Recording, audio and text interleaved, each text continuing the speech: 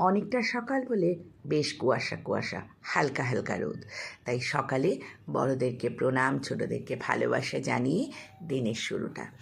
আমার ব্লগগুলো তোমাদের সবার ভালো লাগে তো? তবেই পারবো নতুন নতুন গল্প বা নতুন নতুন ক্লিপিংগুলোকে একত্র করে একটা সুন্দর রূপ দিতে। যাক, আমি কিন্তু তোমাদের থেকে খুব সুন্দর সুন্দর কমপ্লিমেন্ট পাই। সত্যি কথা বলছি যে হয়তো আমার সেভাবে বলে বোঝানোর কোনো রাস্তা নেই, কিন্তু যদি যেত তাহলে আমি কি বলতাম তোমাদেরকে আমি নিজেও জানি না। এক কথায় তোমাদেরকে ধন্যবাদ দিয়েও হয়তো শেষ করতে পারবো না। এত সুন্দর সুন্দর তোমরা আমাকে কমেন্টসে লেখো। সবাইকে সবাইকে আমি বলি, যারাই আমাকে যেই পোস্টে বা ব্লগে কমেন্টস করো, সত্যি অসাধারণ। তারপরে চলে এলাম রান্নাঘরে। আমার মতন ফাঁকিবাজি রান্না কিন্তু শিখতে যেও না।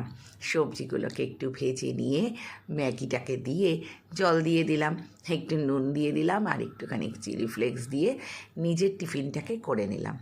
আমার মনে হয় বাড়ির মহিলারা এরকমই হয়, তাই না গো? তারপর যে জায়গাটায় এসেছিলাম সেখানে ক্রিসমাসের প্রিপারেশান চলছে। হয়তো দেখলে তোমাদের সবারই মনে পড়ে যাবে জায়গাটা কোথায়, কারণ এটা এখন একটা সাউথ ক্যালকাটার বিখ্যাত একটা জায়গার মধ্যে একটা। তা যাই হোক, সন্ধেটা এখানে কিন্তু খুব সুন্দর হয়, মানে বিশেষ করে শুক্র শনি রবি। প্রত্যেক দিন এখানে সেই আমেজটা পাওয়া যায় না, কিন্তু শুক্র শনি রবি যদি আসো, তবে যদি জানতে চাও প্রপার লোকেশন, অবশ্যই আমাকে কিন্তু কমেন্টসের মাধ্যমে বলো, আমি দিয়ে দেবো। আর্ট গ্যালারিতে গিয়েছিলাম। আর্ট গ্যালারিতে কি সুন্দর আঁকা! সত্যি প্রত্যেকটা আর্টিস্ট তার তুলির মধ্যে দিয়ে নিজেদের ভেতরের ভাবনাগুলোকে প্রকাশ করে। এখানে একটা ভাই আর বোন একটা ছবি আঁকছে, খুব সম্ভবত আমি যা বুঝলাম সান্তাক্লজ। দেখো, ছোটোবেলায় ছেলেকে আমি বলতাম সান্তাক্লজ আসবে, তোমাকে ভোরবেলা একটা গিফট দিয়ে যাবে।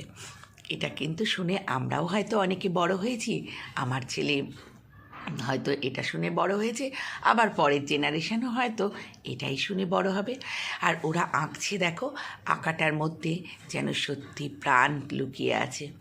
প্রত্যেকটা আর্টিস্ট তার তুলির মধ্যে দিয়ে কত শত পরিশ্রম ব্যক্ত করে। তার যদি প্রপার প্রশংসা না হয় তখন কি সেটা ভালো লাগে বলো?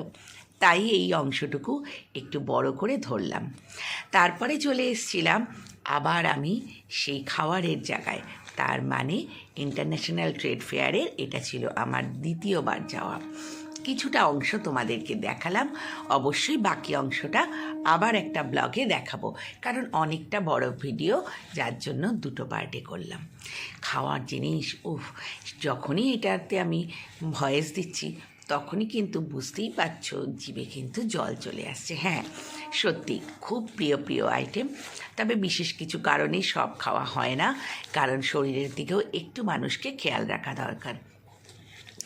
এই মেলাটার একটা বিশেষত্ব হচ্ছে, তুমি যত খুশি ঘোরো না কেন, ভেতরের দোকানগুলো যেহেতু শেডের মধ্যে, তাই তোমার ঠান্ডা লাগার কোনো জায়গা নেই। আর প্রচণ্ড ভিড় ছিল, কারণ এটা ছিল শেষের দিন। আর এই জায়গাটায় জানি না আমার ক্যামেরাটা কেন ঝাপসা হয়ে গেল। যাই হোক, পরিষ্কারও হয়ে যাবে, আবার ঝাপসা হলে যে পরিষ্কার হবে না এমনটাও তো নয়। দেখো কত মানুষের ভিড়, কত পয়সারা। ইজিপ্ট থেকে এরা এসেছিল, ভাবা যায় স্টলের জন্য কলকাতায় ইজিপ্ট থেকে এসেছে। অসাধারণ অসাধারণ জিনিস, কিন্তু সত্যি বলতে কি দামগুলো বড্ড বেশি কিনা বলতে পারবো না, তবে ছোট ছোট প্রাইস জিনিস, কিন্তু প্রাইস বড্ড। তারপরে সাজগোজের জিনিস, এদিকে ছেলে বারবার বলছে চলো মা চলো, আর কত দেখবে। কিন্তু ওই যে আমরা মেয়েরা যেখানে শাড়ি গয়না সেখানেই দাঁড়িয়ে পড়ি। আজকে বিদায় নেব গো, অনেক কাজ বাকি আছে।